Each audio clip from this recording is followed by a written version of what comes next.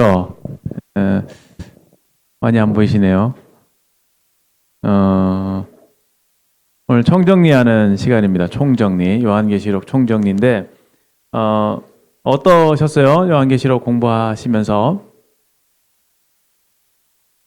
예, 괜찮았나요? 아니면 좀 많이 어렵나요?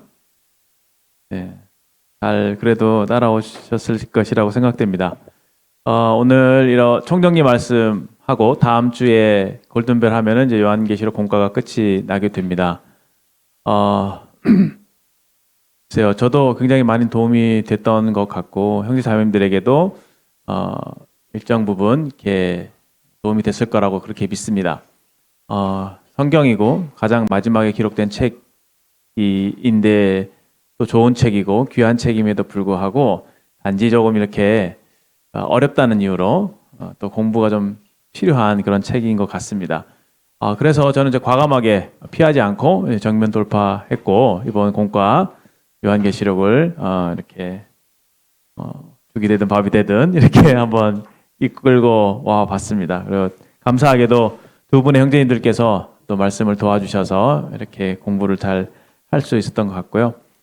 저는 그래요. 그래서 여러분들이 또 여러분의 그 분량만큼 말씀을 좀 소화하실 수 있으면 그것으로 충분하겠다 이런 생각이 들고 어차피 여러분들 신앙생활 하시면서 요한계시록을 또 통독하면서 읽어가시고 또 큐티 본문으로 또 읽으실 테고 또 성경 공부를 하실 기회도 있을 테고 또 뭐 강단에서 말씀이 또 요한계시록을 통해서 전파될 수도 있을 테고 또 요한계시록을 접할 수 있는 기회들이 많이 있을 거라고 생각됩니다.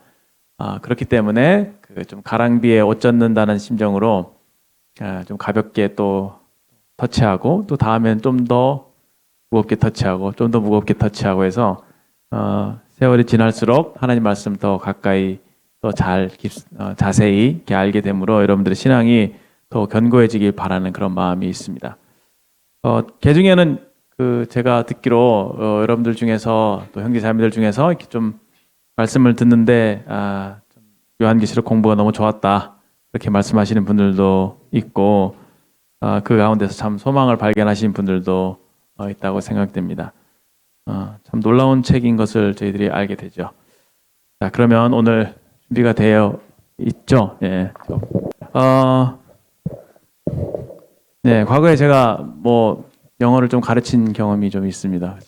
저는 가르칠 때 화이트보드를 많이 썼거든요, 예전에. 네, 최근에는 좀 많이 안 쓴 것 같아요. 유인물보다는 저는 이렇게 써가면서 하는 걸 굉장히 좋아했었는데 옛날에 향수를 좀 생각하면서 오늘도 한번 대충 그림이라기보다는 좀 표를 한번 그려가면서 여러분들에게 총정리를 좀 도와드리도록 하겠습니다. 그리고 네, 대충의 그런 골자를 이렇게 타임라인을 좀 그려가면서 사건들을 하나씩 짚어가면서 요한계시록의 그 각 장마다 나오는 여러 가지 이미지, 사건 이런 것들을 좀 표시하면서 여러분들의 기억력을 좀 이렇게 도와드리고 싶습니다. 제가 오늘은 위에 올리겠습니다. 이걸 그냥 쓸게요. 이걸 써도 되죠? 네. 오늘 제가 좀 우왕좌왕하네요. 죄송합니다. 자, 시작하겠습니다. 요한계시록을 이해하기 위해서는 이제 종말론이라는 것을 이해를 해야 돼요. 종말론. 그렇죠? 예수님이 다시 오시고 난 이후에 어떤 일이 벌어질 것인가 이것에 대해서 여러분들 개략적인 그 그림 이것을 좀 알고 있으면은 요한계시록을 읽는데 굉장한 도움이 됩니다. 그렇죠? 타임라인 첫 번째 필요한 게 타임라인. 두 번째로 필요한 게 뭐냐면 요한계시록에 기록된 그 당시의 배경이에요. 그 당시에 어떠한 일이 있었는지 이 말씀을 기록한 요한, 그 요한은 어떤 동기에서 이 말씀을 기록했고 그 말씀의 1차적인 수신자였던 당시 1세기 성도들은 어떤 상황에 있었는가 그것을 이해하는 것은 요한계시록을 이해하는 데 굉장히 큰 도움이 됩니다. 그리고 이제 요한계시록에서 등장하는 여러 가지 하나님의 계시의 사건들, 내용들을 살펴보게 될 때 하나님이 어떠한 분이신지를 우리가 요한계시록을 통해서 배우게 됩니다. 그것이 이제 우리가 요한계시록을 공부하는 그런 주요한 목적이 되고 거기에 그칠 것이 아니라 이것이 미래에 우리에게 일어날 일이기 때문에 저희들 2학기 공과의 목표와 같이 다시 오실 주님에 대한 소망, 미래의 영원한 세계에 대한 소망, 이것들을 발견하고자 하는 것입니다. 첫 번째로는 우리에게 위로를 주는 말씀, 그리고 그 다음으로는 우리에게 소망을 주는 말씀, 그것이 이제 요한계시록이라고 말할 수 있을 것입니다. 먼저는 이제 타임라인을 한번 짚어보도록 하겠습니다. 한번 일단은 그려볼게요. 그림을 잘 그려야 되는데,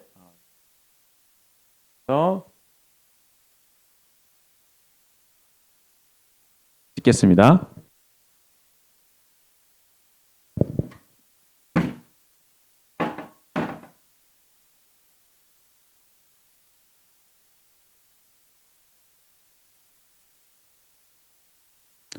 자, 이제 우리가 인생을 살고 있잖아요.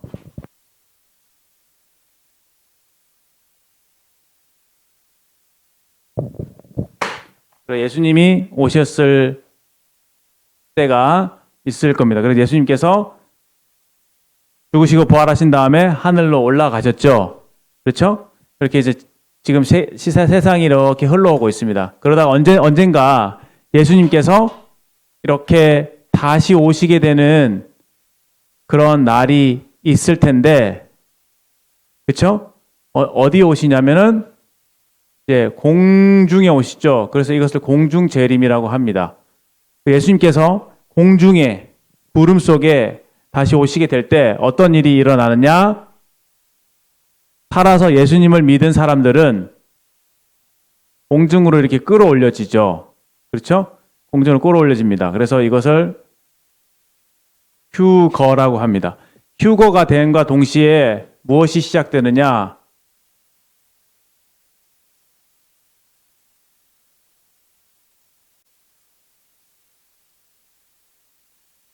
칠 년 동안 대환란 또는 환란, 7년간 환란기가 됩니다.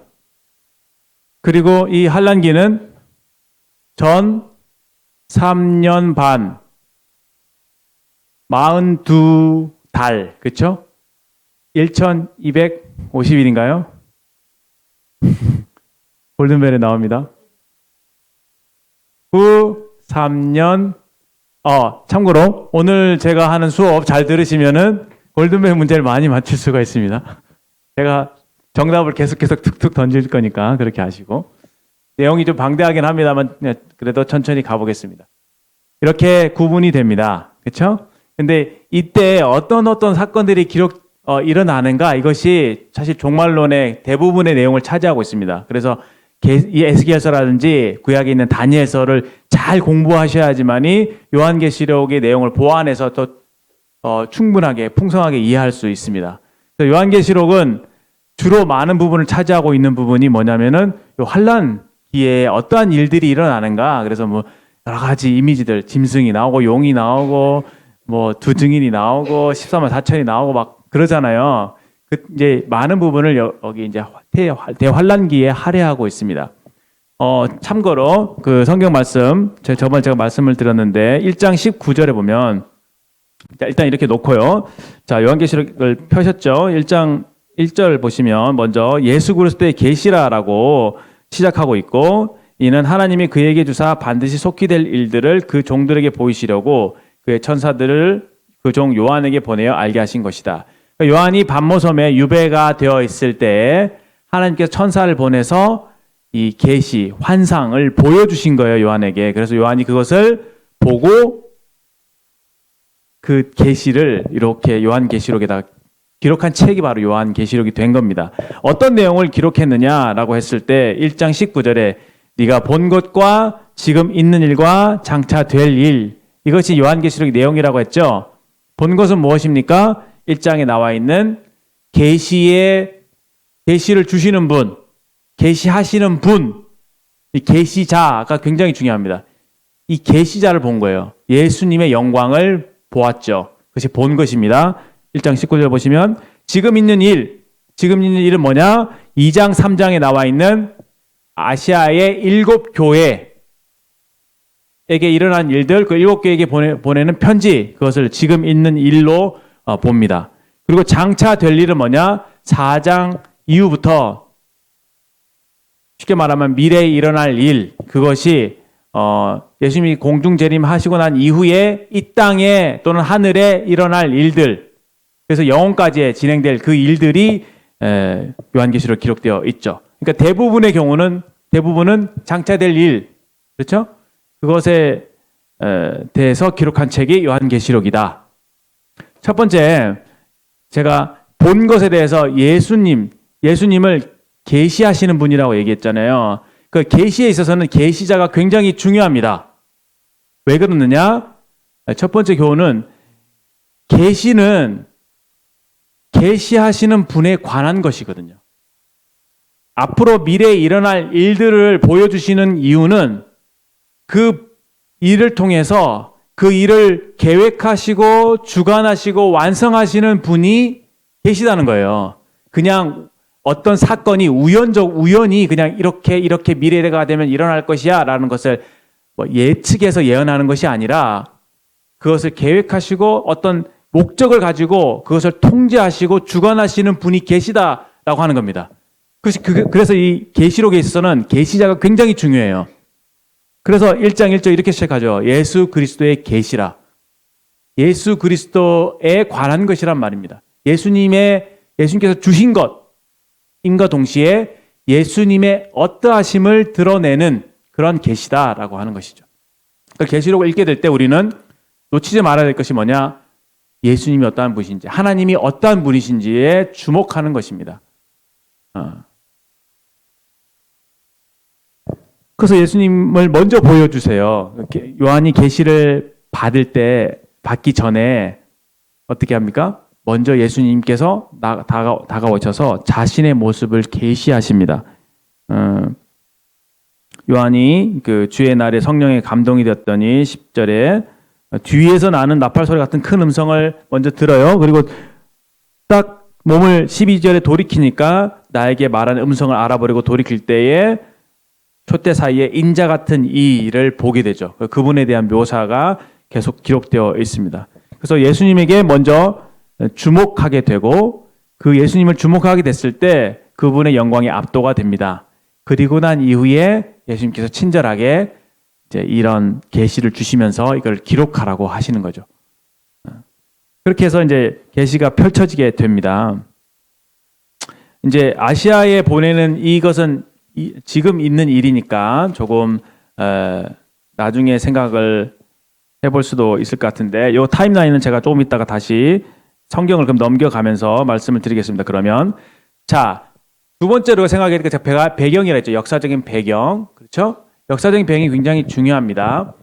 어떤 배경이냐? 바로 그 로마 제국의 압제와 핍박을 받고 있는 상황이었습니다.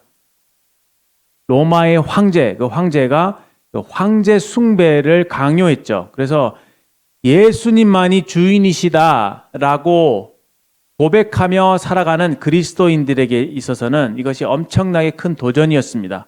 심지어 예수님을 믿는다는 이유만으로 자신의 재산을 빼앗기기도 하고 그 지역사회에서 왕따가 당하기도 하고 여러 가지 불이익을 당하고 소유권도 다 빼앗기기도 하고 그런 시대적인 상황이었다는 거죠. 더 큰 것은 황제 숭배를 강요당했기 때문에 황제를 숭배하지 않는다. 그러니까 시저를 왕이라고 주인이라고 말하지 않는 그 사람은 순교를 당하는 거예요. 핍박을 당하고 순교를 당하는 그런 사회적인 풍조였습니다. 그러니까 목숨이 왔다 갔다 하는 그런 위태한 상황 속에서 요한이 담대하게 펜을 들어서 그 성도들을 위로하기 위해서 이 요한계시록을 쓴 겁니다.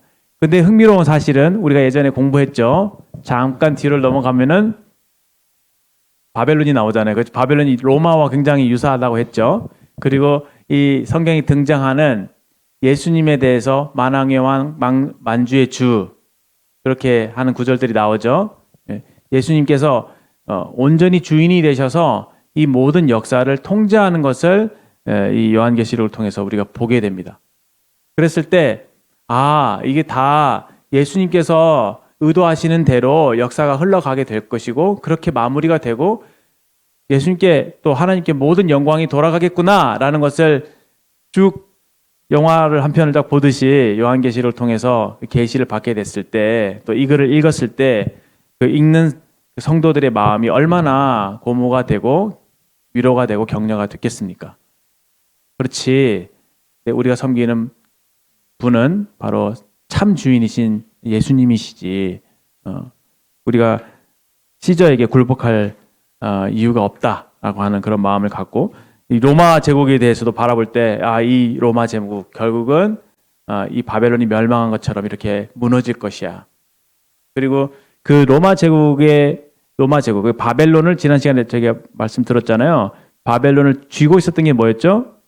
짐승이었잖아요. 적그리스도의 통제를 받는 그런 사회가 올 건데 지금 이 로마 제국에 사실 영적으로 지배하고 있는 그 세력은 바로 사탄 마귀구나, 짐승이구나 이런 것들을 그때 당시 성도들이 겹쳐서 또는 평행하게 그것들을 바라보고 해석했을 것입니다. 그때 사실 미래에 대한 비전이지만 미래 일에 대한 어떤 그 청사진이지만 그것을 미래에 일어날 일들을 생각할 때 현재를 비춰보는 거죠. 너무 닮아 있으니까. 로마 제국과 이 바벨론이 너무 닮아 있잖아요. 그랬을 때 그것을 자기의 삶에 적용하게 됐을 때 그들이 얼마나 그 현재를 살아가는 데 있어서 담대함을 얻게 되었을까라고 하는 겁니다.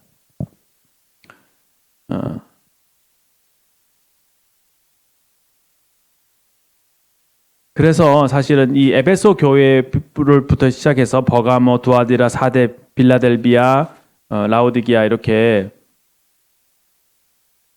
7교회에게 보내는 편지에 있어서는 이 주님께서 지금 그 교회 촛대 사이를 거닌다고 했잖아요. 교회를 거니시면서 얼마나 교회를 사랑하고 계시고 돌보고 계시는지를 나타내주고 싶으신 거예요. 교회 핍박받는 특히 교회 성도들에게 내가 너희들과 함께 있고 너희들을 돌보고 있어. 너희들의 관심을 갖고 있고 너희들의 행위와 마음을 일일이 다 살피고 있어. 이런 메시지를 주고 계시는 겁니다. 근데 여기 7교회가 다 상태가 달랐잖아요. 그렇죠? 어떤 교회는 칭찬받는 교회, 어떤 교회는 책망받는 교회 이렇게 있었는데 그들이 그런 상태에 맞는 그런 격려의 메시지도 주시기도 하고 책망의 메시지를 주시면서 얼마나 하나님께서 또 주님께서 교회에 관심을 갖고 계시는지를 이 편지들을 통해서 나타내 주신 것이죠. 그러면서 무엇을 우리에게 촉구합니까? 충성됨, 그렇죠? 충성. 그리스도가 주인이시니까 그 주인에게만 충성해라. 이거예요. 한마디로 얘기하면. 예수님께 충성해라. 예수님이 너희 남편이시다. 우리 지난 시간에 제가 또 교제했잖아요. 그 짐승과 음녀가 있고 누가 있습니까? 어린 양과 신부가 있다고요. 그렇죠? 짐승의 그 문란한 음란한 그 음녀의 행위, 막 잡신들을 섬기고 그런 모습, 오직 주님만 섬기는 그런 정결한 신부의 모습, 이런 것들을 대비시키면서 이제 이미지를 갖다 놓는 거예요. 너희 성도들은 이러한 어린 양의 신분이라라는 것을 우리에게 보여주시는 거죠. 근데 그러면서 이 요한계시록을 읽는 이 7교회 성도들이 이 편지만 받을 뿐만 아니라 앞으로 일어날 일들에 대해서 들었겠죠. 봤겠죠. 그때 그렇지. 조금 있으면 우리가 어린 양의 혼인잔치에 참여하게 되겠지. 그때 어떤 모습으로 그 어린 양 앞에 서야 할까라는 것을 생각했겠죠. 그러면서 지금 당하고 있는 여러 가지 주님 주신 책망에 대해서 달게 받고 얘가 열심을 내야지. 첫사랑을 회복해야지. 그런 마음을 갖지 않았겠습니까? 그렇지. 내가 지금 살았다는 이름은 가졌지만 죽은 자구나. 내가 정말 회개해야 되겠다 하면서 그런 주님께 대한 열심을 회복하는 그러한 일들이 일어났을 거라고 생각됩니다. 그러니까 현재 일과 미래 일이 다 이게 평행하게 연결되어 있잖아요. 평행 이론이라고 그러나요? 그렇죠? 서로 겹쳐져 있고 서로 맞닿아 있는 그리고 미래에 일어날 일이 결국 현재 얼마든지 적용이 될 수 있는 그런 것들을 생각하게 됩니다. 4장에 이제 넘어오는데 이제 4장부터 본격적으로 이제 그 일어날 일들에 대해서 이제 얘기를 하려고 하는 겁니다. 근데 4장에 어떤 게 등장하냐면은 하늘에서 일어난 일들을 말하고 있습니다. 그건 뭐냐면은 예배예요. 이런 패턴들은 요한계시록 중간중간에 많이 등장하고 있습니다. 먼저 보시면 예수님이 이렇게 공중에 재림하시고 나면 어떤 일이 벌어지냐면은 하늘에서는 이렇게 이 기간 동안 하늘에서는 그리스도의 심판대가 있습니다.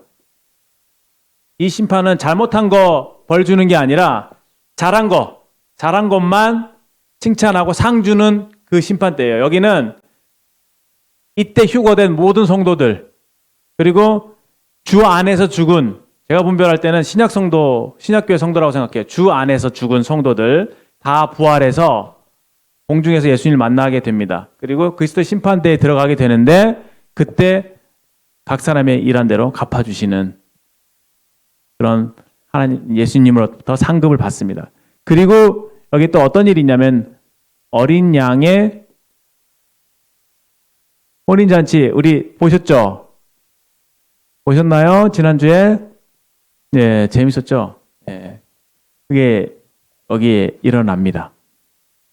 그리고 또 어떤 일이 있냐면은 이때 이제 이렇게 하늘에 예배가 또 있습니다. 예배. 이게 이제 사실 4장에 나오는 4장뿐만 아니라 중간중간에 그 하늘에서 예배하는 장면들이 나오잖아요. 근데 그게 이제 이때에 있을 일이고 땅에서는 이렇게 환란을 통과하게 되는 겁니다. 아시겠죠? 네. 그리고 그 흥미로운 사실은 뭐냐면은 이렇게 이 7년 대환란은 하나님께서 진노를 내리시는 거예요. 진노. 그러니까 믿지 않음으로 인해서 이 땅에 남아있는 죄인들을 향해서 하나님의 그 쌓아놨던 진노를 부으시는 그때가 7년 환란기라고 보시면 됩니다. 그 진노가 어떤 형태로 쏟아지냐면 인이 있죠. 그렇죠? 인이 1, 2, 3, 4, 5, 6, 7 이렇게 있잖아요. 7개의 인을 하나씩 떼잖아요. 그렇죠? 근데 이 인을 예수님께서 떼신단 말이에요. 그때마다 땅에 재앙들이 쏟아지죠. 안 좋은 일들이 일어나죠. 그리고 이제 요 7째 인을 딱 뗄 때 어떤 일이 생각하냐면 1, 2, 3, 4, 5, 6, 7 나팔이 이렇게 하나씩 불려지는 겁니다. 나팔이 불려질 때마다 역시 또 재앙이 선포가 되고 어떤 사건들이 일어나는 겁니다. 그리고 이제 7번째 나팔을 불게 될 때 1, 2, 3, 4, 5, 6, 7 7 대접의 그 재앙 되는 심판이 내려지게 되는 거예요. 그래서 이 세 가지 이미지 인을 뗄 때마다 어떤 일들이 일어나고 나팔을 불 때마다 어떤 일들이 일어나고 대접을 쏟을 때마다 어떤 일들이 일어나는 그런 겁니다. 근데 여기 7번째 인을 뗄 때를 기준으로 이렇게 전후가 나뉘어지는 거예요. 이해되시죠? 7번째 인을 뗄 때 그 하늘이 반 시간쯤 뭐 고요하더니 그런 말씀이 있죠. 그때 이 중반에 환란기 중간에 약간의 휴지기가 있습니다. 이 중간에 일어난 일이 굉장히 많아요. 그래서 이 중간에 일어난 일이 어쩌면 전반과 후반의 전환점이 되는 사건이기 때문에 굉장히 중요합니다. 이런 것들 여러분들 좀 기억해 두시면 좋을 것입니다. 여튼 요한계시록은 이런 이미지를 사용해서 하나님의 진노를 부으시는 시간이다 라는 거 생각해 주시면 좋겠죠. 그런데 감사하게도 하나님이 이때 그냥 하나님의 진노를 내리시는 것만의 목적을 갖고 있는 것이 아닙니다. 그러니까 하나님이 진노를 내리시기 위해서 7년 대환란을 허락하신 것은 아니에요. 하나님의 다른 좋은 뜻들이 있는 겁니다. 어떤 뜻이 있을까요? 알겠습니다.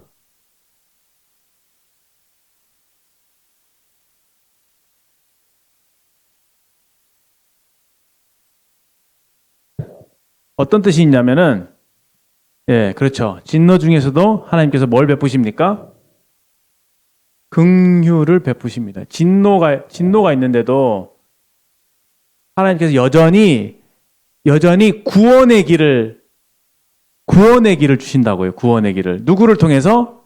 그때 등장하는 게 뭡니까? 14만 4천. 이게 뭐죠? 14만 4천 명이라고 하는 인원이 요한계시록에 등장해요. 그렇죠? 누구냐?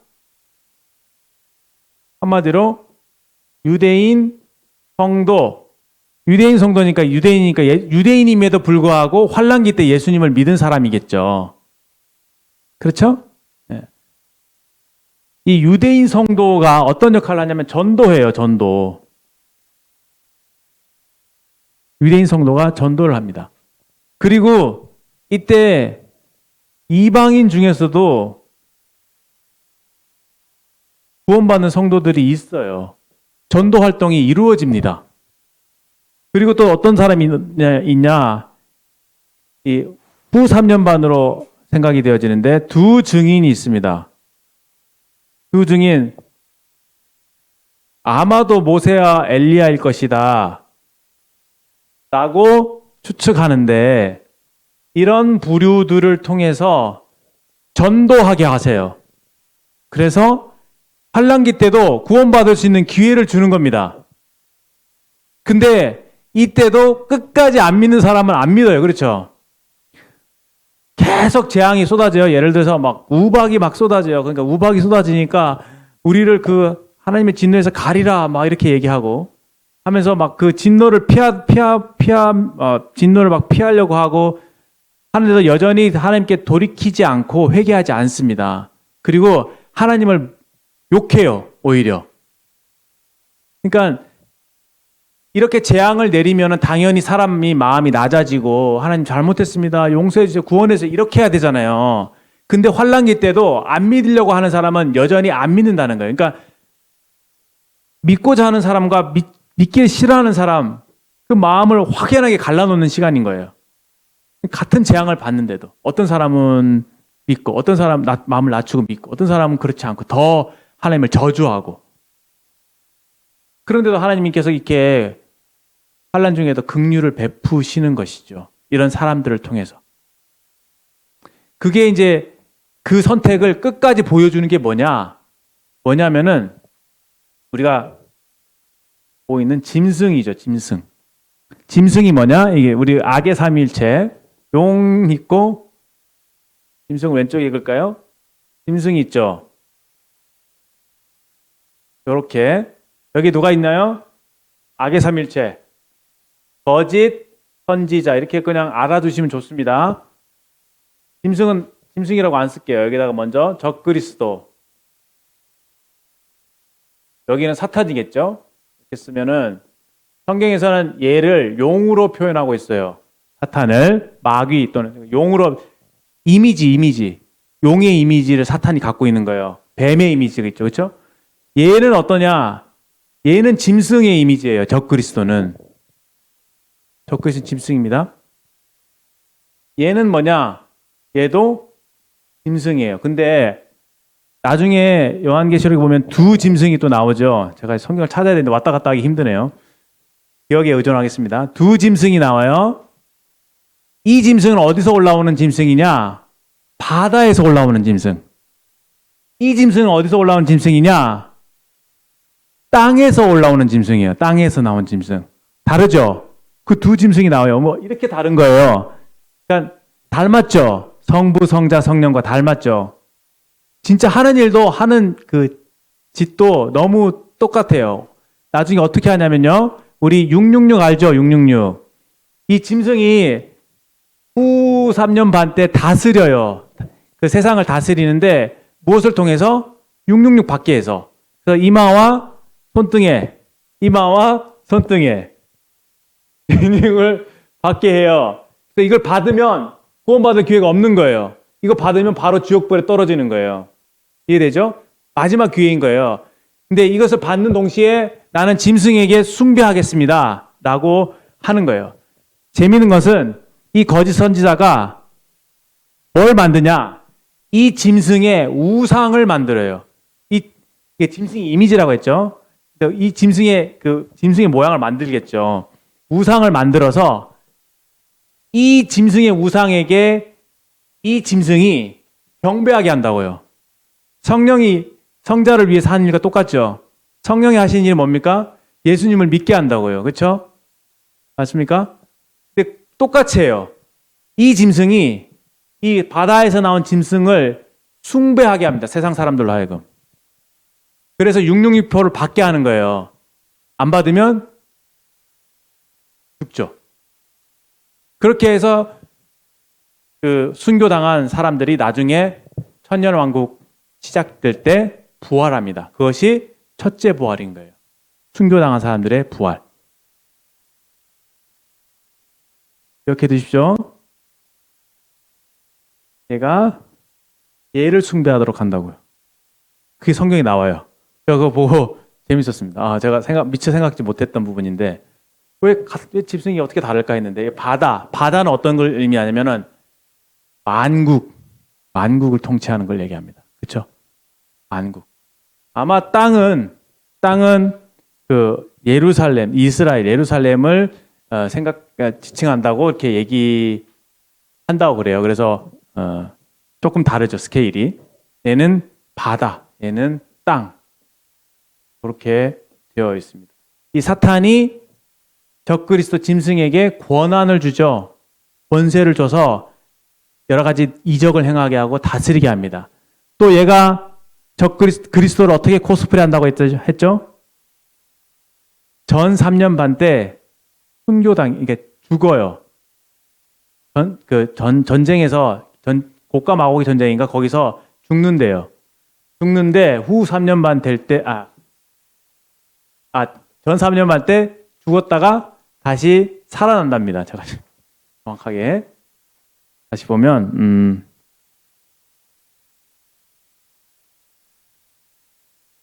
여기 나와 있더라고요. 여기 좀 받으셨죠? 보시면 좋은데 환란기 중간 지점에 나오죠. 중간 지점에 중반에 기적적으로 적그리스도가 부활합니다.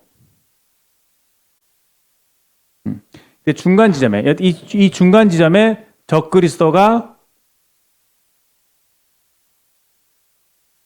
죽었다가 부활합니다. 그러니까 사람들이 놀랍게 여겨서 이 적그리스도를 따르게 되는 거예요. 아시겠죠?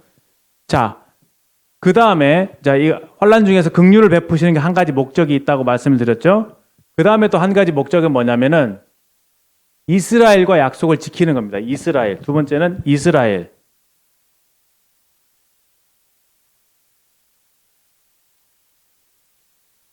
됐습니다.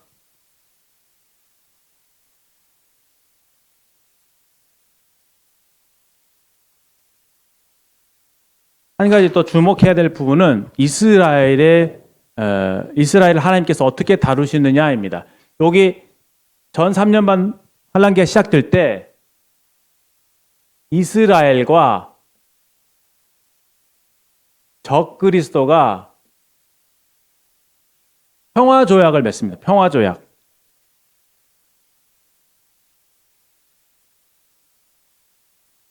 왜냐하면 처음에 적그리스도가 자기 발톱을 감추고 있거든요. 굉장히 나이스하죠. 그리고 막 이스라엘을 잘 챙겨주는 것처럼 해서 둘이 평화조약을 맺습니다. 그러니까 유대인들이 혹하잖아요. 그래서 이 적그리스도를 따른단 말이죠.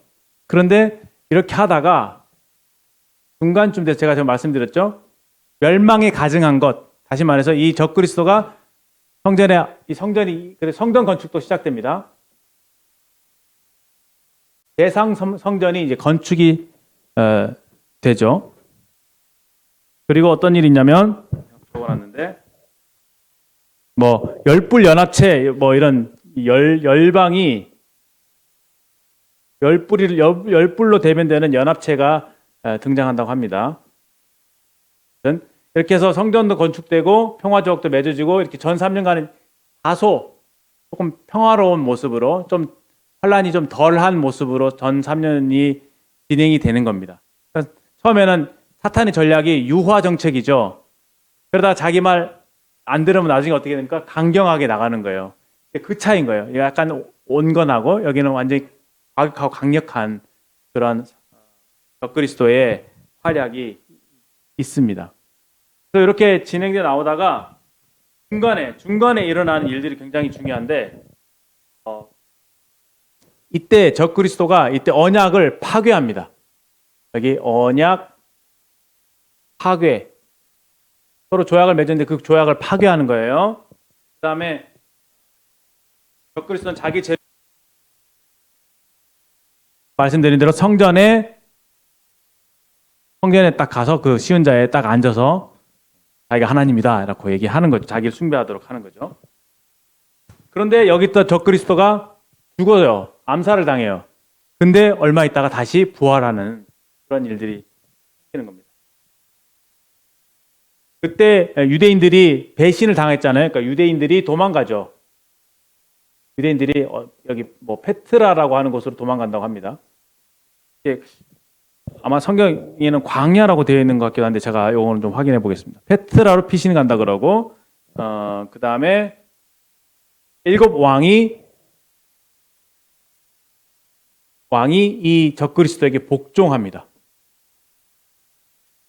그래서 7 관이 있는 그 7 머리가 있는 그쵸? 머리가 있는 짐승의 모습으로 나타나잖아요. 10뿔과 7 머리 관 공부하셨나요? 나옵니다 시험에.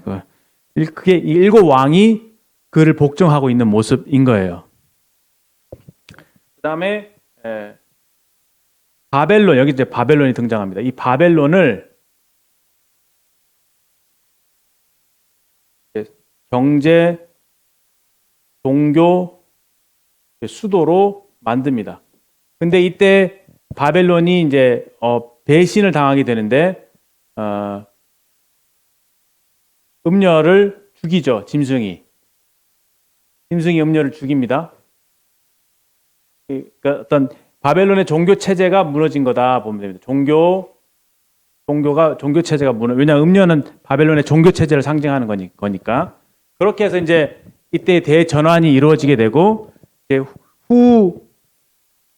이때는 적그리스도가 완전히 지배하는 그런 세상이 되는 거예요. 그때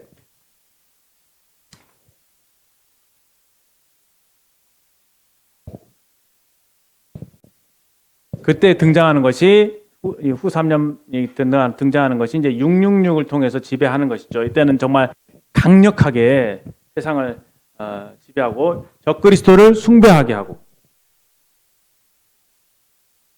그다음에 7 나팔 심판이 있다고 했죠. 아까 나팔 심판 있고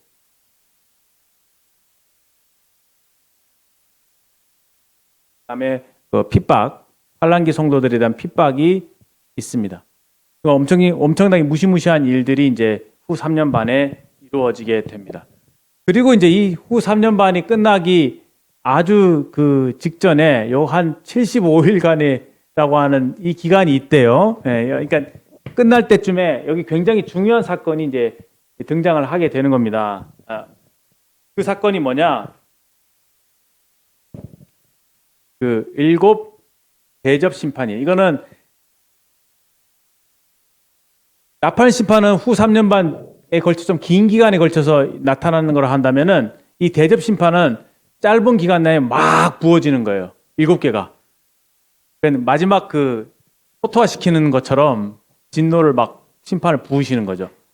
대접 심판이 있고 그다음에 여기 유명한 이때 아마겟돈 전쟁이 있습니다.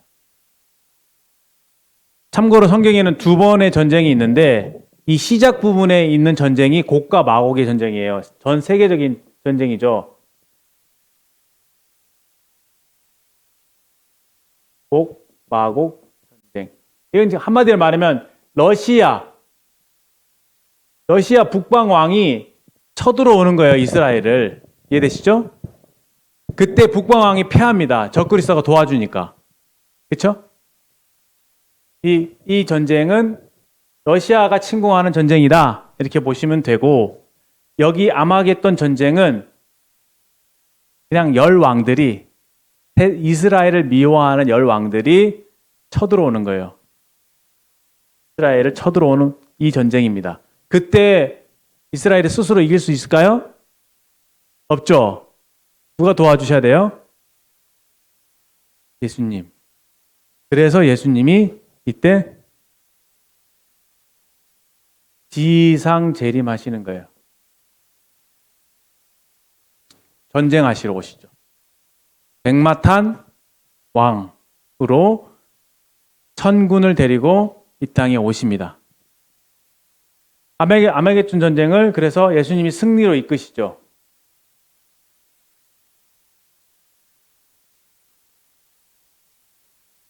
그리고 이스라엘은 회복이 됩니다. 재소집이 됩니다. 다시 모이게 되는 거예요. 그동안에는 적그리스도 때문에 뿔뿔이 흩어지고 핍박을 당했었잖아요. 그 다음에 이제 환란기, 유대인, 이방인, 심판이 이루어진다고 되어 있고요. 그 다음에 이제 첫째 부활이 이때 이루어집니다. 첫째 부활은 제가 말씀드렸죠. 환란기 때 순교당한 사람들이 부활하는 것을 첫째 부활이라고 성경에 기록되어 있습니다. 그리고 이때 이 천년 왕국 때 필요한 성전이 재건되죠. 그렇게 되어 있다고 보시면 됩니다. 그리고 마지막, 이때 뭐가 있나요? 백보좌 판. 이때 죽은 자들이 다 부활합니다. 두 번째 부활이죠. 그렇죠? 부활해서 심판을 받습니다. 책들이 펴 있고 생명책이 펴 있는데 생명책에 기록되지 못한 자들은 다 책들에 기록된 대로 심판을 받는 거예요. 그래서 생명책에 기록되지 못한 자는 책들에 기록된 대로 자기 행위들의 심판을 받고 다 지옥에 던져지는 겁니다. 자, 그러면 보세요. 아까 악의 삼일체는 어떻게 처단이 되는가? 악의 삼일체.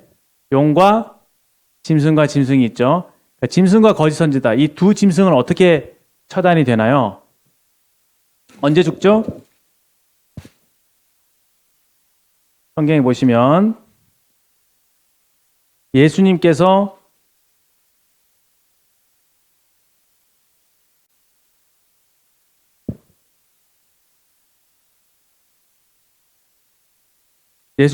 이 아마겟돈 전쟁에 오셨을 때에 내려오셨을 때에 짐승과 거짓 선지자를 불못에 던져 넣으십니다.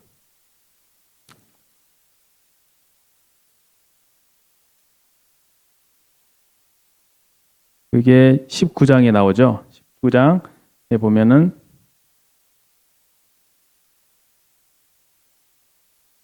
19장 20절에 나옵니다. 먼저 짐승과 적그리스도와 거짓 선지자, 이게 불못으로 갑니다. 그리고 얘들을 따랐던 군대들 있죠. 군대. 짐승의 군대들은 어떻게 하느냐? 짐승의 군대들은 예수님, 말탄 자의 입에서 나오는 검으로 다 죽습니다. 다시 불못에 먼저 우두머리들 불못에 먼저 던져집니다. 그렇죠? 언제? 아마겟돈 전쟁 때. 그리고 이 전쟁에 가담했던 군대들, 사람들 어떻게 해요? 예수님의 입으로 나오는 말씀으로, 다시 예수님의 입으로 나오는 말씀으로 죽는 거예요. 근데 그 시체가 엄청 많겠죠. 그래서 세상에 있는 모든 새들이 다 날아온답니다. 그래서 그 살을 뜯어 먹는답니다. 예수님이 어려운 말씀하셨어요. 시체가 있는 곳에, 주검이 있는 곳에 독수리가 모인다고 그러셨나요? 기억나시나요? 그런 말씀? 말세에 대해서 말씀하실 때 맨 마지막에 주검이 있는 곳에 독수리 맞죠? 독수리가 모이느니라. 그 말씀은 내가 왜 갑자기 말세에 대해서 얘기하시다가 주님이 그런 말씀하셨을까? 이거 아마겟돈 전쟁 때 그 일이 나는 겁니다. 그 많은 군대들, 짐승을 따랐던 군대들을 예수님께서 말씀으로 죽이시니까 그들이 시체가 온 세상이 그 전쟁터에 널브러지겠죠. 새들이 모이는 거예요. 다 그 새를 뜯어먹고 배를 채우더라. 그런 말씀이 성경에 나와 있어요. 요한계시록에. 그렇게 되는 겁니다. 그래서 끝나고 예수님께서 이 전쟁에 승리하신 다음에 이제 천년왕국으로 이제 들어가시고 천년왕국 끝난 다음에 이제 벽보자 심판이 있게 되는 것이죠. 그때 어떻게 되냐? 먼저 용이 잠깐 이 천년 때는 무저갱이라는 곳에 갇혀 있거든요.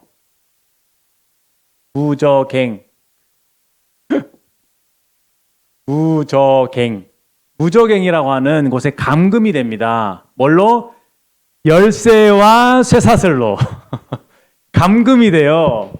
감금이 돼서 사탄이 활동을 안 하니까 악이 없는 것처럼 보이겠죠. 그러니까 거기는 지상 낙원이 되는 거예요. 독사골에 어린이가 손 넣고 장난쳐도 물지 않고, 그렇죠? 어린 양과 사자들이 뛰놀고 뭐 그런 찬양이 있잖아요. 세상에 악이 없어집니다. 그런데 그 천년이 끝나고 난 이후에 그 사람들이 이제 죽었던 사람들이 이제 부활을 하게 되죠. 이게 사망의 부활, 심판의 부활로 이제 심판을 받기 위해서 부활을 하게 됩니다. 그때 백보자 심판을 받게 되는데 생명체에 기록된 사람들은 당연히 심판을 받지 않겠죠. 그런데 생명체에 기록되지 않는 사람들은 책들에 기록된 심판을 받고 불못에 던져집니다. 그 던져지기 전에 이미 사탄이 여기서 이때 어떤 일이 생겼냐? 심판이 있기 전에 잠깐 사탄이 용이 풀려납니다. 무저갱에서 풀려나서 최후의 발악을 일으켜요.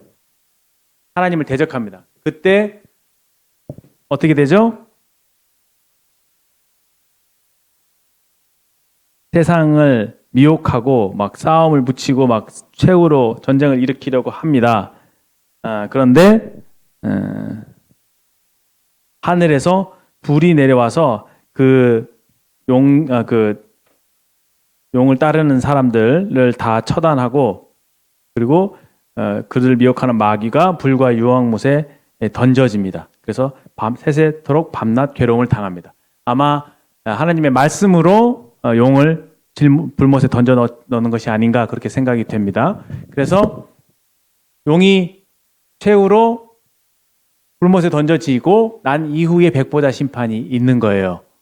용이 먼저 죽고 용이 먼저 지옥에 들어가고. 그러면 지옥에 누가 제일 먼저 갔나요? 짐승과 거짓 선지자 먼저 이때 갔죠. 불못에. 그 다음에 용이 갔죠. 그 다음에 백보자 심판 받아서 생명체에 기록되지 못한 사람들이 불못에 가는 거예요. 그런 순서대로. 책들에 기록된 대로 심판을 받는다고 했기 때문에 구원받지 않는 사람들은 죄의 경중이 있는 거죠. 많이 지은 사람들은 진짜 더 상대적으로 심한 고통을 받을 거예요. 근데 그 정도가 차이가 있다고 하는 겁니다. 그 참 놀랍습니다. 하나님이 그렇게 철저하게 공의로우신 분이다. 그냥 인생 시작부터 끝까지 죄라는 죄를 다 기록하시는 거예요. 그리고 아마 비디오 보듯이 평생 지었던 죄들 다 보여주시겠죠. 얼마나 무섭겠습니까? 그리고 그 죄에 맞는 그 심판을 불못에서 당한다고 생각했을 때 얼마나 끔찍하고 무섭겠습니까? 그런데 단지 예수님을 믿었다는 그 이유만으로 우리에게 전혀 그러한 죄를 묻지 않으신다고 하는 것이 얼마나 큰 은혜이고 예수님의 십자가의 그 보혈이 얼마나 고귀한 보혈인가 생각을 해보게 되는 거죠. 우리가 기억해야 될 것이 있습니다. 요한계시를 볼 때 읽어가면서 하나님의 공의를 발견하는 거예요. 아, 하나님 정말 죄를 미워하시네. 하나님 그대로 갚아주시네. 이걸 봐야 되는 겁니다. 와, 이렇게 무서워? 와, 너무하는 거 아니야? 예, 맞습니다. 너무할 정도로 하나님은 거룩하시고 너무할 정도로 공의로우세요. 그거를 절대로 타협하시는 분이 아니다. 철저하신 분이다. 심지어 아까 말씀드렸잖아요. 백보자 심판 때 책들에 딱 기록해 놓으셨다가 믿는 사람들 거는 싹 지워버리시는데 안 믿는 사람들 거는 낱낱이 그것을 따지고 물으신다는 거예요.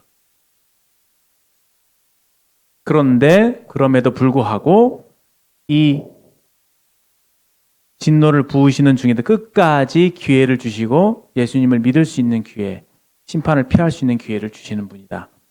그리고 이스라엘과의 관계를 보십시오. 이스라엘이 마치 형들이 요셉을 팔아서 배반하고 미워하고 죽였잖아요. 예수님을 찔렀죠, 이스라엘 백성들이. 근데 극적으로 요셉이 형들과 화해하죠. 형들을 끌어안잖아요. 이스라엘이 예수님을 그렇게 대했습니다. 지금도 민족적으로 배척하고 있죠. 그래서 완전하게 적그리스도와 연합하죠. 대놓고 바람피는 거예요. 쉽게 말하면. 하나님 마음을 적그리스도잖아요. 말이 이름 자체가 적이잖아요. 적, 안티. 예수님을 대놓고 반대합니다. 얼마나 예수님을 마음을 아프게 하는 거예요. 그렇죠?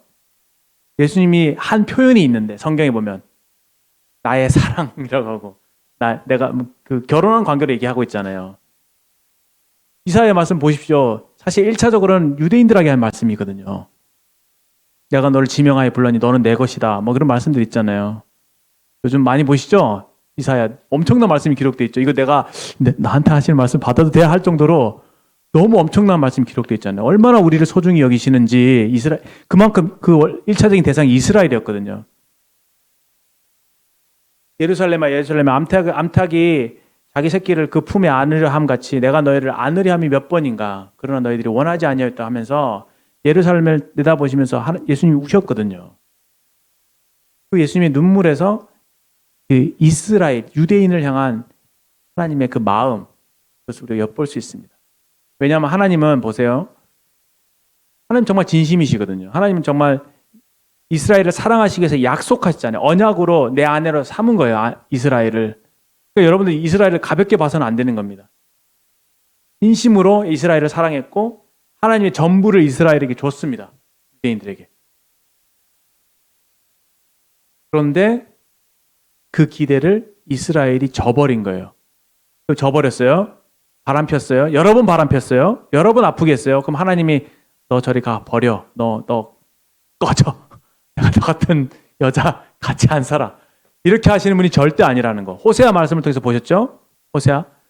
그 음행하는 네 아내, 그 바람 피는 네 아내 다시 데려다가 아내 삼어.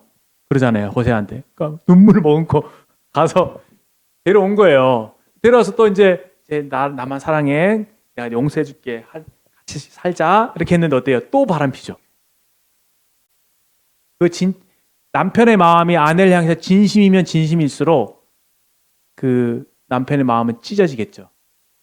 우리 하나님은 재면서 사랑하시는 분이 아니에요. 그렇죠? 하나님은 사랑 항상 진심이십니다. 여러분 형제님들, 자매님들 나중에 저기 할 때 사랑하실 때 이런 말 할 자격은 없겠지만 뭔가 재면서 하지 마시고 진심을 다해서 하십시오. 진심을. 하나님처럼 멋있게 사랑하기로 딱 마음 먹었으면은 진심을 다해서. 우리 하나님 그런 분이시거든요. 근데 하나님이 이스라엘을 버리신 게 아닙니다. 로마서 읽어보십시오. 왜 하나님께서 이스라엘을 제쳐두시고 이방인들에게 은혜를 베푸셨는가요? 이스라엘로 질투하게 하고 질투나게 해서 다시 이스라엘을 얻으시려는 마음인 거예요. 그 하나님 마음을 아시겠어요? 그것을 알았던 바울이었습니다.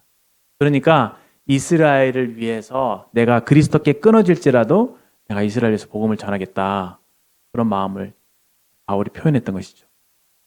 이때 대놓고 적그리스도와 연합하고 그래서 잘 되는 것 같았어요. 그런데 어떻습니까? 결국은 적그리스도가 배반하죠. 딱 서탄의 전략이죠. 잘해줄 것처럼 하다가 완전히 뒤통수 때리는 그 전략 그대로입니다. 언약을 파괴하고 이스라엘 버립니다. 그리고 성전에 올라가서 자기가 하나님이다라고 하죠. 그래서 이 이스라엘 백성들이 와 속았다고 도망가죠. 제대로 딘 거예요. 그래 한번 가서 네가 좋아하는 사탄과 적그리스도 한번 살아봐. 저 남편 저 남자 좋아? 가서 살아봐. 이렇게 허용하신 거예요. 근데 그들이 경험해 보니까 어떻습니까? 그래도 하나님이 참 좋으신 분이구나. 그런 것들을 그들이 알게 되지 않았을까 싶습니다. 그래서 이들이 회개하고 돌이키게 됩니다. 민족적으로 이제 돌이키게 되죠. 그래서 참 이 7년 대환을 통해서 하나님께서 하시는 것은 뭐냐면은 이스라엘에 대한 약속을 지키시는 거고 그 약속을 최종적으로 확정적으로 지키시는 것이 바로 이 천년 왕국입니다. 그 천년 왕국의 개념은 사실은 성도들에게 있지 않습니다. 원래는 이 기간은 이스라엘에게 약속하신 것들을 지키시는 시간이에요. 근데 감사하게도 그래서 이 천년 왕국에 대한 기록 보면은 성도, 교회 이런 게 없죠. 그런 단어들이 빠져 있습니다. 그럼 어디 있지 했을 때 우리는 그리스도와 연합되어 있잖아요. 그리스도와 함께 통치하게 되는 겁니다. 물론 환난기 때 구원받은 성도들도 통치하죠.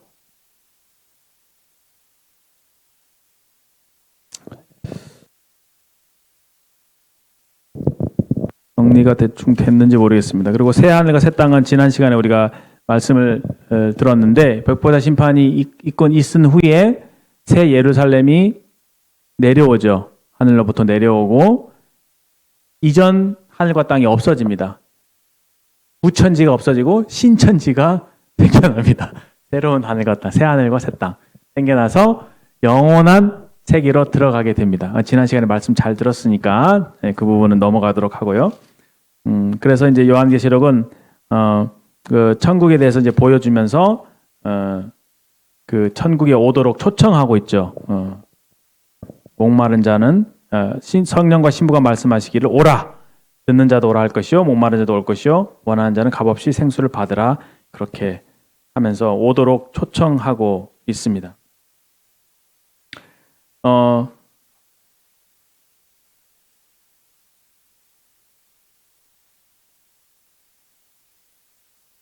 그 정리를 좀 한다면은요.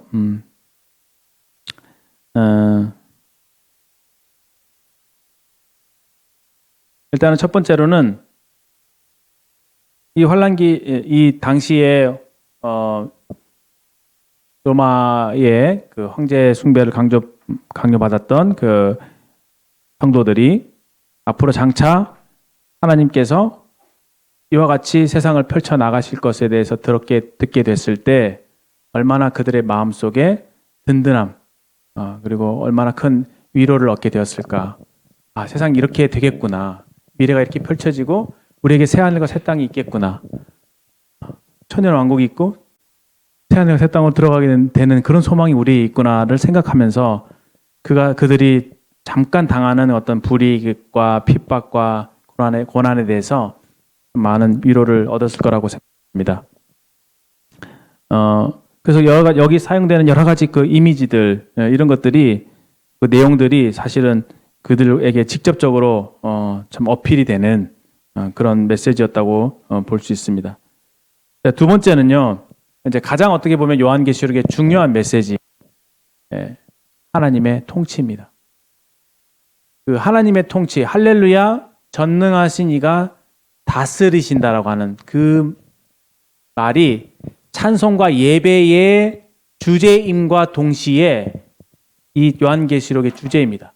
땅에서 이렇게 무시무시한 일이 일어나고 있잖아요. 막 대접이 쏟아지고, 막 진노가 쏟아지고, 막 음녀가 활동하고 있고, 짐승이 막 활동하고 있고, 바벨론이 무너졌다고 하고, 막 전쟁이 있고 난리도 아니잖아요. 이런 상황들을 하나님께서 온전히 통치하고 계신다라고 하는 겁니다. 제가 지난 시간에 이렇게 물 위에 앉은 음녀가 있다고 했죠. 물, 바다, 열방을 말합니다. 열방. 전 세계를 위에 앉았다고요. 전 세계를 통제하는, 완전 통합시키고 완전히 그 좌지우지하는, 뒤흔드는 그 영향력을 가진 자가 누구라고요? 음녀라고요. 음녀가 뭐라고 했죠, 제가? 네. 종교적인 연합체, 그렇죠? 종교 통합. 제가 지난 시간에 뭐라고 했지? 네. 종교적인 연합체, 집합체입니다. 그렇죠? 근데 이 음녀가 어디를 타고 있냐면요. 짐승의 위를 타고 있대요. 이 짐승에는 7머리와 10뿔이 있어요. 그 10뿔이, 10개의 나라, 그렇죠? 10머리, 10왕, 이걸 의미한다고 하잖아요. 이 이미지를 보십시오. 완전히 세계를 다 장악하고 있는 이 음녀. 이게 정치적으로는 바벨론이잖아요. 그리고 그가 타고 있는 짐승과 조인해서 세상을 주무르고 있는 거예요. 그렇죠? 짐승의 영향력 하에서. 근데 나중에 어떻게 되냐면 이 음녀를 짐승이 죽입니다. 하나님께서 짐승을 통해서 음녀를 심판하신 거예요. 통제하고 계시죠. 세상이 사탄의 마음대로, 짐승의 마음대로, 적그리스도가 이렇게 자기 마음대로 이렇게 주무르는 것처럼 보여도 하나님께서 그 모든 것들을 다 개입하시고 다 조종하고 계시고 다 역사하고 섭리하고 계신다는 겁니다. 하늘에 계셔서 하늘의 예배를 받으시고 어린 양 혼인잔치 즐기고 계시고 막 그러실 것 같죠. 그러시면서도 동시에 세상에 있는 이 실련 환란기에도 여전히 하나님께서 통치하고 계신다라고 하는 사실이에요. 그 세상에서 일어나는 일을 중간중간에 하늘로 시야가 옮겨져서 할렐루야 전능하신 이가 통치하시다. 그리고 구원하심이 보좌에 앉으신 우리 하나님과 어린 양께 있도다. 그런 찬양들이 울려 퍼지는 이유가 이걸 보니까 이 땅에 일어나는 걸 보니까 너무 하나님의 일하심이 확실한 거예요. 그러니까 와 전능하신 이가 통치하시는구나. 와 이 세상 마음대로 되는 것 같고 사탄이 마음대로 주무르는 것 같은데 그게 아니구나. 하나님이 통치하시는구나. 라는 것을 보면서 얼마나 이 천국에 올라간 성도들이 그 생물들, 내 생물들과 24장로들과 그렇죠? 그 성도들이 막 놀라서 하나님을 예배하는 장면이 나오잖아요. 이것이 병행되고 있습니다. 하늘에서 일어난 일과 땅에 있는 일들이. 그러니 이것이 굉장히 그 요한계시록의 중요한 주제가 되는 것입니다. 이 각각의 것들을 잘 살펴보다 보면은 여러분들이 그걸 보실 수가 있죠. 천년왕국 때는 그것이 극대화되죠. 하나님의 통치가. 하나님께서 다스리시니까 이 세상이 너무 아름답게 지는 것입니다. 그러다가 이제 주님께서 본격적으로 새하늘과 새 땅에 들어갔을 때는 어떻습니까? 하나님이 사람들 사이에 장막을 치신다고요. 그들과 함께 계심에 다시 죽음이 없고 저주가 없고 복하는 것이나 울음이 없고 슬픔이 없는 그곳으로 우리를 안내하시는 것이죠. 그러니까 하나님은 과거로부터 지금까지 우리와 함께하기를 원하셨던 하나님이시고 역사를 통해서 그 역사를 온전히 주관하시고 통치하시는 분으로 나타나 있습니다. 그리고 여러분들에게 그게 큰 메시지가 되죠. 여러분들은 정말 그 시저를 주님이라고 하시겠습니까? 아니면은 예수님을 주님이라고 믿고 따르시겠습니까? 여러분들 삶에 정말 하나님께서 여러분들 삶을 통치하고 계시나요? 그리고 여러분이 얼마나 하나님의 통치를 바라고 계시나요? 근데 사실 그래요. 우리가 몰라서 그래요. 몰라서. 예수님이 통치하시면 삶이 아름답거든요. 뷰티풀하거든요, 진짜. 평안하고 기쁨과 심지어 일도 잘 돼 형통해요. 예수님이 함께 하시면. 모든 일이 다 잘 된다는 얘기는 아니에요. 그런데 달라요. 예수님이 정말 도와주시면 다르잖아요, 인생이. 근데 잘 모르니까 기도 안 하는 거예요. 통치를 원하지 않습니다. 많은 경우에 내가 할 수 있다고 생각하고 내가 그런 생각들을 많이 하게 되는 것 같아요. 그러니까 주님께 많이 의지하지 않는, 주님의 통치를 그렇게 바라지 않는, 주님의 통치를 정말 바란다면 그만큼 기도할 거라고 생각합니다. 매사에. 주님과 함께 하기를 원할 테고. 이게 본질입니다. 다시. 요한계시록에는 하나님의 통치다. 마지막에 우리에게 묻고 계신다. 하나님은 우리와 함께 하기를 원하시는 하나님이다. 너희들은 하나님과 함께 하기를 원하니? 하나님과 함께 하는 방법은 다른 게 없습니다. 우리가 하나님께 자발적으로 통치권을 내드려야 되는 것이죠. 우리가 그렇지 않더라도 하나님은 여전히 우리를 통치하고 계십니다. 잠깐 좀 시간이 걸릴 뿐이죠. 하나님은 그러나 우리를 부르시는 분께서 그분의 선한 목적에 따라서 우리를 인도하여 주실 것이라고 믿습니다. 영원토록 하나님과 함께 거한다고 생각해 보시죠. 이 땅에서도 사실 그걸 많이 누려야 되지 않겠습니까? 이 사실을 본 당시에 1세기 환난당하는 핍박당하는 성도들이 하나님께서 우리에게 장막을 지시고 우리와 함께 거하신데 우리의 눈물을 닦아주신데 그런 소식을 들었을 때 얼마나 큰 위로를 얻게 되었을까요? 이 땅 지금 로마가 다스리고 있지만 결국은 끝이 날 거야. 저 바벨론처럼 무너질 거야. 하나님께서 결국은 이기실 거야. 그런 소망 가운데서 그들이 핍박당하는 상황을 감사히 여기고 또 그것을 잘 이겨냈을 거라고 생각합니다. 이렇게 요한계시록은 끝이 나게 됩니다.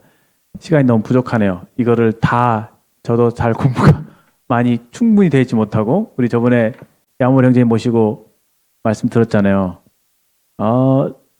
많이 흡수가 잘 안 됐잖아요. 그렇죠? 저 역시도 마찬가지인데 오늘 이렇게 정리를 하면서 여러분들 일주일간 조금 공부를 해 주셨으면 좋겠다 생각이 듭니다. 골든벨이 사실은 레크레이션이 아닙니다. 제가 갖고 있는 생각은 그게 아니에요. 여러분들로 하여금 그래도 공부 열심히 했는데 정리할 수 있는 시간을 드려야겠다 싶어서 골든벨을 준비했으니까 한 일주일 정도는 요한계시록을 좀 정독을 해주시고 성경을 잘 읽으면은 다 답이 있어요. 알겠죠? 성경을 잘 읽어가면서 좀 제가 여기 어떻게 되는 거지? 시작은 어떻게 되고 중간은 어떻게 되고 끝은 어떻게 마무리되지? 어떤 일들이 있지? 여기 이런 이미지들은 어떻게 등장하는 거지? 이런 것들 좀 따져가면서 한번 해보시면 얼마나 좋을까 생각이 됩니다. 그러면 이제 나중에 그런 공부들이 밑거름이 돼서 나중에 요한계시록을 읽을 때 아주 고인이 되신 박할아버지가 말씀하신 것처럼 영화를 보는 것처럼 요한계시록을 읽어 나갈 수 있을 것이라고 생각됩니다. 자, 그러면 기도하고 마치겠습니다. 하나님 아버지 참으로 감사합니다. 참 우리에게 큰 은혜를 베풀어 주셔서 우리 주님께서 참 주인이신 것을 깨달아 알게 하시고 또 주님을 주인으로 모시며 살아갈 수 있게 해주신 것을 감사합니다. 또 귀한 요한계시록 말씀을 우리에게 허락해 주셔서 참 우리가 장차 되어질 일들을 바라보면서 소망 가운데 이 땅을 살아갈 수 있게 해주신 것을 감사합니다. 아버지 하나님께서 이 땅을 다스리고 통치하고 계시고 결국 이 모든 역사를 이루시고 완성하시며 우리를 영원한 처소로 인도하여 주실 것을 믿게 될 때에 우리가 남은 생에 어떻게 살아가야 될지에 대해서 교훈을 받게 됩니다. 아버지 계속적으로 우리의 말씀을 통해서 주님의 이 어떠하심을 보게 해주시고 날마다 기도 가운데 주님께 나아가고 주님의 통치 가운데 살아가는 저희들의 삶이 되도록 인도하여 주시기를 원합니다. 이후에 분반 시간도 주님께서 축복해 주시기를 바라오며 예수님의 귀하신 이름으로 감사하며 기도합니다. 아멘. 네, 이제 질문지를 아마 나눠질 테니까 일주일간 열심히 공부해 오시고 다음 주에 출제자와 문제 푸는 사람 입장에서 보도록 하겠습니다. 감사합니다.